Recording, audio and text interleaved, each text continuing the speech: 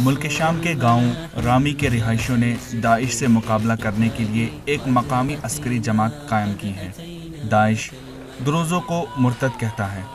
گزشتہ برس جولائی میں داعش کی طرف سے مسلسل حملوں کے بعد رہائشیوں نے علاقے کے دفاع کے لیے ایک عسکری جماعت قائم کی۔ ملک شام کے جنوبی صوبے سویدہ میں مذہبی اقلیتی دروز رہائش پذیر ہے۔ ان علاقوں پر قابض ہونے کے لیے داعش نے یکے بعد دیگر حملے کیے ہیں۔ اس کے بعد بشار الاسد کی افواج نے رہائشیوں کو داعش کا مقابلہ کرنے کے لیے اسلحہ مہیا کرایا۔ ان حملوں میں تقریباً 200 افراد ہلاک ہوئے اور درجنوں افراد اغوا کیے گئے، جن میں سے عورتوں اور بچوں کی بھی بڑی تعداد شامل ہے۔ مقامی افراد ایسے ایک حملے کو یاد کرتے ہوئے کہتے ہیں کہ رات کے 4 بجے انہیں دھماکوں کی آوازیں سنائی دی۔ اس کے بعد داعش شدت پسندوں نے گھروں میں گھس کر اور باہر کھڑے عوام پر اندھادھند گولیاں چلائی۔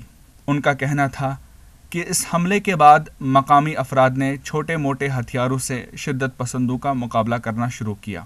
علاقے میں دہشت کا ماحول ابھی بھی ہے۔ مقامی افراد اس بات سے خوف زدہ ہے۔ انہیں ڈر ہے کہ داعش کبھی بھی دوبارہ حملہ کر سکتے ہیں۔ حال ہی میں ایک نوجوان لڑکی کے قتل کا حادثہ سامنے آیا تھا۔ داعش نے ایک ویڈیو جاری کرتے ہوئے دھمکی دی ہے کہ اگر ملک شام اور روس کی حکومت ان کے مطالبات نہ مانے تو مزید قتل و غارت کیا جائے گا۔ انہوں نے قید کیے جانے والے داعش شدت پسند اور ان کے اہل خانہ کی رہائی کی مانگ کی ہے۔ اس دوران مقامی افراد خطرے سے نمٹنے کے لیے خود کو مسلح کر رہے ہیں۔ اس دہشت نے رامی کے سماجی ماحول کو شدید نقصان پہنچایا ہے۔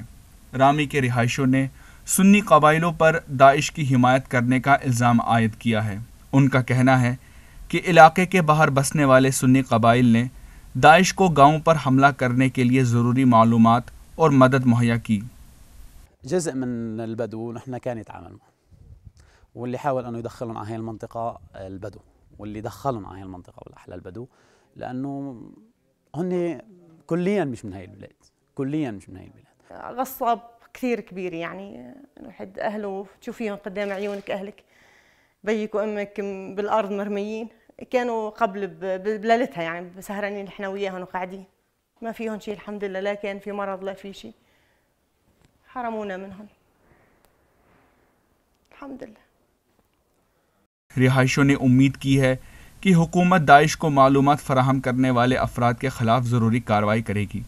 خالد اور محسونس کے ماں باپ اور بھائی شہری گاؤں میں داعش کے حملے میں ہلاک ہوئے تھے۔ ان واقعات نے پورے گاؤں کی تصویر کو تبدیل کر دیا ہے۔